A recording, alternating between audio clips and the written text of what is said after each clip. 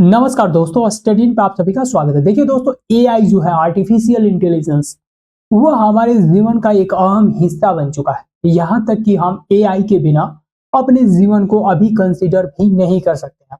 चाहे आपका फोन हो, चाहे कंप्यूटर हो, चाहे हेल्थ हो, चाहे एजुकेशन हो, हर सेक्टर में अगर देखा जाए तो एआई का जो पेनिट्रेशन है, एआई का जो इंपॉर्टेंस है, वो डे बाय डे बढ़े जा रहा है। इसके साथ ही दोस्तों, एआई को लेके बहुत सारे ऐसे चैलेंजेस हैं जो सामने आ रहा है, जो कि direct threat to the humanity है।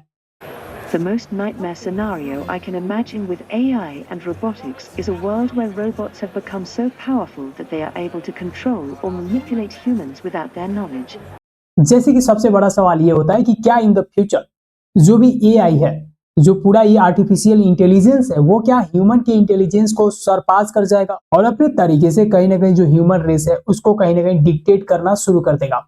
जैसे कि आप बहुत सारे मूवीज में देखे होंगे, साइंस फिक्शन मूवीज में, कि किस तरीके से रॉबोट क्या करते हैं, ह्यूमैनिटी पे कब्जा करने की कोशिश करते हैं। तो क्या ये सच्चाई में हो सकता है या नहीं? तो देखिए दोस्तों, इसी क्वेश्चन को आंसर करने के लिए और इससे रिलेटेड जितने सारे चैलेंजेस है, जितने सारे थ्रेट है, इसी को डिस्कस करने के लिए वर्ल्ड लेवल पे एक फोरम है जिसका नाम है एआई समिट, और इसको स्टार्ट किया गया है रिसेंट में 2023 में इसको स्टार्ट किया जाता है वर्ल्ड एआई समिट। और इसमें दुनिया भर के जो देश हैं उनके लीडर्स आते हैं, उनके रिप्रेजेंटेटिव आते हैं, और यहाँ तक कि जो बड़े बड़े कंपनियां हैं जिसको हम बिग टेक बोलते हैं, उनके भी सीईओ, उनके भी फाउंडर यहाँ पे आते हैं। और ये लोग यही डिस्कस करते हैं कि क्या जो एआई है, आर्टिफिशियल इंटेलिजेंस है, उसके कारण जिस तरीके का थ्रेट पैदा हो रहा है उसको कैसे टैकल करेंगे और एक सस्टेनेबल वे में, जैसे कि हेल्थ हो गया, एग्रीकल्चर हो गया, एजुकेशन हो गया, इन सब सेक्टर में कैसे यूज करें। और ह्यूमैनिटी के ऊपर जो बड़े बड़े खतरे हैं, जैसे कि हंगर, मल न्यूट्रिशन, पॉवर्टी, क्लाइमेट चेंज, इन सब इशू को कैसे हम रिजॉल्व कर पाए। और दोस्तों, अगर सही में माना जाए तो एआई के पास इन सारे प्रॉब्लम्स का सॉल्यूशन है, अगर सही तरीके से यूज किया जाए तो। और इसी की वजह से दोस्तों, ये जो समिट है हेल्ड हो रहा है कहाँ पे? अभी करेंट में देखा जाए तो पेरिस में हो रहा है, और यहाँ पे पीएम मोदी भी कहीं ना कहीं को चेयर कर रहे हैं इसको।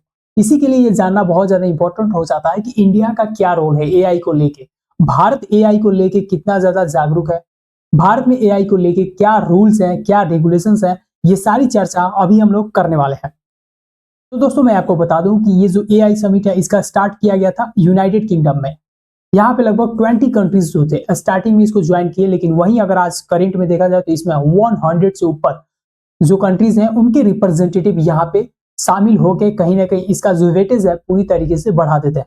क्योंकि दोस्तों, आपको पता है कि जो भी बिग टेक कंपनीज है वो कहीं ना कहीं हमारे जीवन को बहुत ज्यादा इंफ्लुएंस करती है।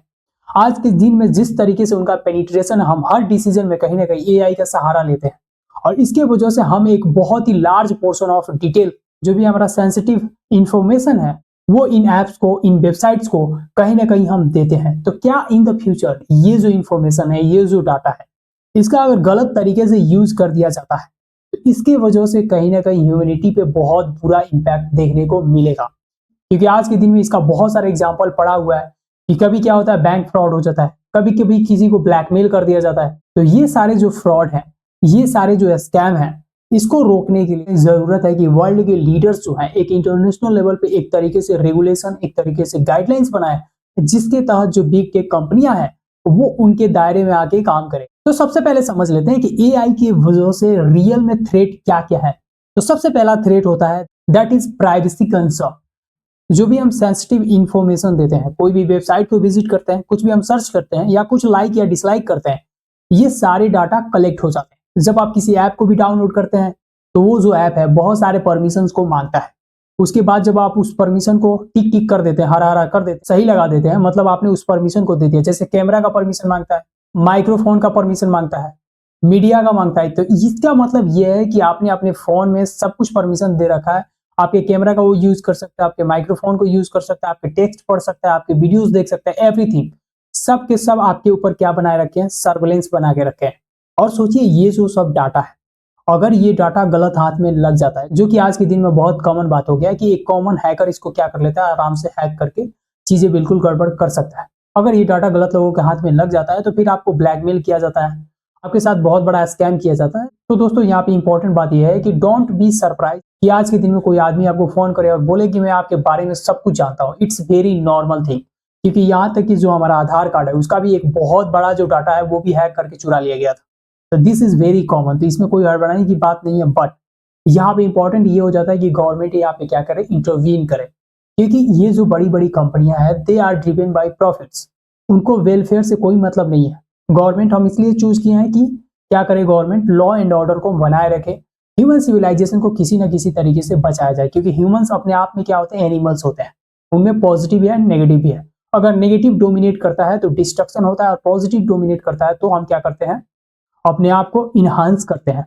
तो यहाँ पे गवर्नमेंट और सोसाइटी या कल्चर जो भी है ये इसीलिए बनाए गए हैं ताकि हम अपने नेगेटिविटी को कहीं ना कहीं क्या कर सकें, अंडर कंट्रोल रखें। और इन सब चीजों को समझना भी जरूरी है, क्योंकि इन सब चीजों को हम इग्नोर करेंगे तो नेगेटिविटी क्या करेगा, हमारे लिए थ्रेट पैदा करेगा, हमारे एग्जिस्टेंस को ही खत्म कर देगा। और दोस्तों मैं ये क्यों बता रहा हूँ, क्योंकि यही जो नेगेटिव वाला एस्पेक्ट है, अगर ये एआई के पास जाता है, और एआई सीखता कैसे, हम ही से सीखता है। Whatever information we are passing to them, जो भी इंफॉर्मेशन हम उन्हें दे रहे हैं, जिस तरीके से हम उन्हें कोडिफाई कर रहे हैं, दे आर लर्निंग एवरीथिंग। तो क्या ह्यूमंस के जो वो एनिमल वाला नेचर है वो भी अगर हम उनको पास करते हैं तो इन द फ्यूचर ये चीजें गड़बड़ हो जाएंगी, क्योंकि दोस्तों वो समय दूर नहीं है कि जब एआई अपने आप में ही क्या करेगा, इवॉल्व करना शुरू कर देगा, जब अपने आप को ही वो रिपेयर करेंगे, जब अपने आप को ही क्या करेंगे, मैन्युफैक्चर करेंगे, बिल्कुल साइंस फिक्शन मूवीज की तरह। इसी की वजह से कहीं ना कहीं ये जो पॉइंट है पूरा डिस्कशन का मुद्दा बन जाता है पूरे वर्ल्ड के लेवल पे। सेकंड नंबर पर अगर देखा जाए दोस्तों तो डीप फेक का जो कंसर्न है वो बढ़ते जा रहा है। डीप फेक का मतलब होता है कि किसी भी पर्सनालिटी का यूज करके, जो भी फेमस पर्सनालिटी है उनका यूज करके उनका वीडियो बना दिया जाता है, उनका ऑडियो निकाला जाता है, मतलब बिल्कुल उन्हीं की तरह बोलता हुआ नजर आएगा इंसान जो कि बिल्कुल गलत चीजें बोल रहा है। इसकी वजह से क्या होगा दोस्तों, कहीं ना कहीं एनआरकी फैल सकती है। लेट्स से कि पीएम मोदी हैं, इनका कोई डीप फेक वीडियो आ जाए और ये बोले कि मतलब कुछ ऐसा बोल दे जिसकी वजह से लोग क्या करें, आपस में ही लड़ाई करने लगे। तो इससे आप अंदाजा लगा सकते हो कि ये कितना डेंजर है। मतलब ये मैं जानता हूं कि आप बोलोगे कि हमें पता है कि डीप फेक क्या होता है, बट मैं रूरल एरिया का बात कर रहा हूँ कि रूरल एरिया में अभी भी जो डिजिटल लिटरेसी है वो बहुत ज्यादा कम है, और उसकी वजह से ऐसा माना जा रहा है कि इससे कहीं ना कहीं क्या हो सकता है, एनआरकी आ सकता है। थर्ड नंबर पे अगर बात करें दोस्तों तो वो है लॉस ऑफ जॉब। एआई जिस तरीके से हमारे जीवन को इन्फ्लुएंस कर रहा है, जिस तरीके से उनका इवोल्यूशन हो रहा है, उसी तरीके से हमारा क्या हो रहा है, धीरे धीरे जो भी हमारा स्किल्स है वो भी क्या हो रहा है, आउटडेटेड हो रहा है। मतलब हमारा जो जॉब है वो धीरे धीरे जा रहा है, लेकिन इसका मतलब ये नहीं है कि जॉब जा रहा है, नए अपॉर्चुनिटीज बन रहे हैं, नए जॉब क्रिएट भी हो रहे हैं। तो यहाँ पे गवर्नमेंट का ये रेस्पॉन्सिबिलिटीज हो जाता है, कॉर्पोरेट वर्ल्ड का रेस्पॉन्सिबिलिटीज होता है कि यहाँ पे क्या करे वो लोग, नए नए जो जॉब के स्किल्स है उसको कहीं ना कहीं स्प्रेड किया जाए थ्रू आउट द वर्ल्ड, ताकि लोग अपने आप को नए स्किल्स सिखा के अच्छे जॉब ले पाए। और यही जो तीन मुद्दा है ये बहुत ज्यादा इंपॉर्टेंट बन जाता है, क्योंकि दोस्तों अगर इथिकल वे में, सही वे में एआई का यूज किया जाए तो इसके पास दुनिया के सबसे बड़े बड़े सॉल्यूशंस है। आज के दिन में जो हंगर है, आज के दिन में जो पॉवर्टी है, आज के दिन में जो मल न्यूट्रिशन है, आज के दिन में जितने सारे रोग हैं, आज के दिन में क्लाइमेट चेंज है, सारे के सारे सॉल्यूशंस एआई के पास है। But we should use it wisely अगर यूज नहीं करते हैं तो ये एक बहुत बड़ा थ्रेट, इनफैक्ट एग्जिस्टेंशियल थ्रेट जिसे बोलते हैं, ह्यूमैनिटी पे पोज कर रहा है। तो इसके वजह से कहीं ना कहीं वर्ल्ड के लीडर्स इस बात को लेके कंसर्न है। यहाँ तक कि जो बिग टेक कंपनीज के सीईओ हैं, फाउंडर है, उन्होंने भी बहुत बार ऐसा क्वेश्चन उठाया है कि हाँ यहाँ पे जरूरी है कि दुनिया में क्या किया जाए, एक एआई रेगुलेटरी अथॉरिटी बनाया जाए, ताकि एआई का जो यूज है उसको कहीं ना कहीं हम लोग क्या करें, इथिकल वे में ही प्रमोट करें, ना कि अनइथिकल वे में इसको यूज करके ह्यूमैनिटी को क्या करते, बर्बाद करते। तो मिलते हैं फिर नेक्स्ट वीडियो में, तब तक के लिए अपना ख्याल रखिए।